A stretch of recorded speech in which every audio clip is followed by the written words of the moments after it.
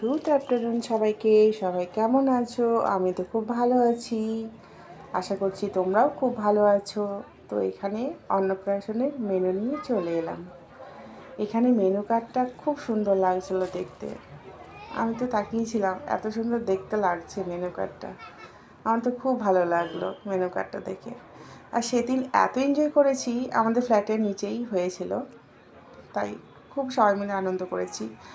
So এখানে পড়ে গেল নুন কাগজি, তারপর শাক, তারপর এটা পড়ে গেল ফিশ মশলা। এত সুন্দর হয়েছিল খেতে, খুব ভালো লাগছিলো খেতে। এটা আমার ছেলের খুব ফেভারিট।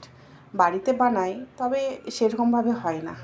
ভোজবাড়ি একটা আলাদা রকমভাবেই স্বাদ হয়, তাই না?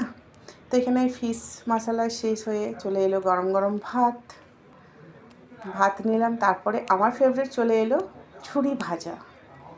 এই ঝুরি ভাজা দিয়ে ডাল দিয়ে ভাত খেতে কী যে ভালো লাগে।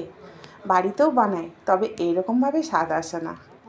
এই ঝুরি ভাজা দিয়ে মুগের ডাল দিয়ে, এই যে এখনই মুগের ডাল আসবে, মুগের ডাল দিয়ে, এই যে মুগের ডাল দিয়ে একটু ঝুরি ভাজা দিয়ে খেতে এত টেস্ট লাগে যে কিছু বলার নেই। সো আমি এখানে খেয়ে নিলাম, একটু লেবুর রস নিলাম, বেশ মেখে খেতে খুব টেস্ট হয়েছিল। তো এটা খেতে আমার এমনি নর্মালি খুব ভালো লাগে। সো তারপর চলে এলো পটল চিংড়ি। সো পটল চিংড়িটা খুব টেস্ট হয়েছিল, আর চিংড়ি তো আমার ফেভারিট সবসময়তেই। সো খেতে খুব সুন্দর লাগছিলো। তো এটা খাওয়ার পর চলে এলো পোস্ত। পোস্ত দিয়েও ভাত খেতে খুব ভালো লাগে। তারপরে এটা খাওয়ার পর চলে এলো গরম গরম মাটন কারি। মাটন কারি খেতেও যেমন ভালো লাগে, আর সেরকম স্বাদও। তো মাটন কারি খাওয়া হয়ে গেছে, তারপরে আমাদের চলে এলো চাটনি, পাঁপড়।